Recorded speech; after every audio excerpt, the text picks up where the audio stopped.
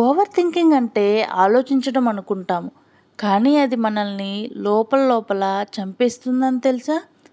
మనం చాలాసార్లు చెప్తాము, నేను ఎక్కువ ఆలోచిస్తాను అని. కానీ అది టాలెంట్ కాదు. అదొక సైలెంట్ ప్రాబ్లము. అయితే ఈ వీడియోలో ఓవర్ థింకింగ్ అనేది ఎలా ఒక మనిషి శక్తిని తగ్గిస్తుందో, మన హ్యాపీనెస్ని దోచుకుంటుందో, లైఫ్ని స్లో పాయిజన్లా మార్చేస్తుందో క్లియర్గా చెప్తాను. వెల్కమ్ టు ఓ చిన్న ఆలోచన. ముందుగా మీరు ఓ చిన్న ఆలోచన ఛానల్ని సబ్స్క్రైబ్ చేసుకోండి. ఆల్రెడీ సబ్స్క్రైబ్ చేసుకున్న వాళ్ళైతే ఖచ్చితంగా లైక్ చేయండి. ఇలాంటి మంచి మంచి కంటెంట్ ఉన్న వీడియోల కోసం ఓ చిన్న ఆలోచన ఛానల్ని ఫాలో అవ్వండి. ఓవర్ థింకింగ్ అంటే మైండ్లో జరిగే ఒక వార్.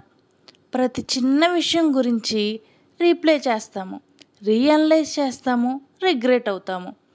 బ్రెయిన్కి అసలు రెస్టే ఇవ్వము. Result mental exhaustion. Over thinking జరగని భయాలను క్రియేట్ చేస్తుంది. ఒకవేళ అదైతే, ఇది జరిగితే, అలా జరిగితే, ఇలా రియాలిటీలో లేని ప్రాబ్లమ్స్ అన్నిటినీ ఓవర్ థింకింగ్ అనేది క్రియేట్ చేసి మైండ్లో ఒక సినిమా రన్ చేస్తుంది. దీనివల్ల యాంగ్జైటీ అనేది ఆటోమేటిక్గా పెరిగిపోతుంది. ఓవర్ థింకింగ్ వల్ల నిద్ర, హెల్త్ ఇవి రెండు ఎఫెక్ట్ అవుతాయి. నైట్ మనం పడుకున్నప్పుడు బాడీ బెడ్ మీదే ఉంటుంది, కానీ బ్రెయిన్ బ్యాటిల్ ఫీల్డ్లో ఉంటుంది. Sleep disturbance, headache, mood swings, లో ఎనర్జీ ఇవన్నీ ఓవర్ థింకింగ్ ఎఫెక్ట్సే. ఓవర్ థింకింగ్ వల్ల ప్రజెంట్ని మిస్ అవుతున్నాము.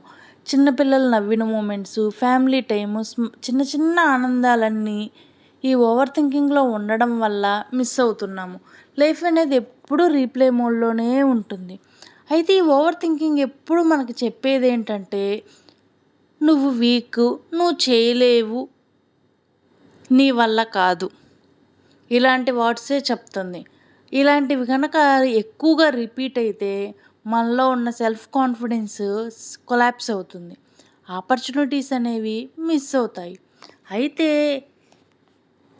ఈ ఓవర్ థింకింగ్ నుండి మనం ఎలా బయటపడాలి?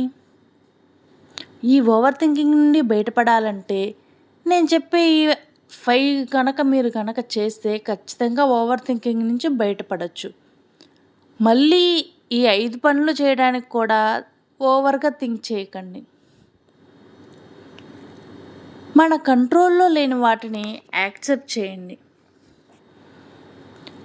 మైండ్లో వచ్చిన ప్రతిదీ బుక్లో రాయండి.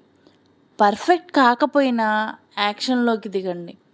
ప్రజెంట్లో ఉండడానికి ప్రాక్టీస్ చేయండి. డైలీ కొంచెం సేపు సైలెంట్గా ఉండడం అలవాటు చేసుకోండి. సో ఇందులో ఫస్ట్ పాయింట్ ఏంటంటే, మన కంట్రోల్లో లేని వాటిని యాక్సెప్ట్ చేయాలి. మైండ్లో వచ్చిన ప్రతిదీ బుక్లో రాయాలి. పర్ఫెక్ట్ కాకపోయినా పర్ఫెక్ట్ టైం కోసం ఎదురు చూడకుండా యాక్షన్లోకి దిగాలి. ప్రజెంట్లో ఉండడానికి ప్రాక్టీస్ చేయాలి.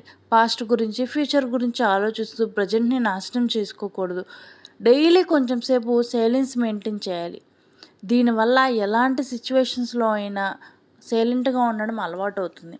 అయితే ఓవర్ థింకింగ్ మీ ప్రాబ్లమ్స్ని సేవ్ చేయదు.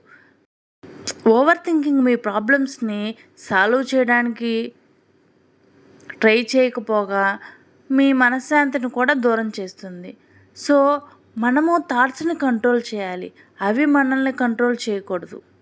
సో ఇప్పుడే ఓవర్ థింకింగ్ ఆపేసి వెంటనే యాక్షన్లోకి దిగండి. ఈ వీడియో కనుక మీకు కొంచెం యూస్ఫుల్ అయినా మరింత మందికి షేర్ చేయండి.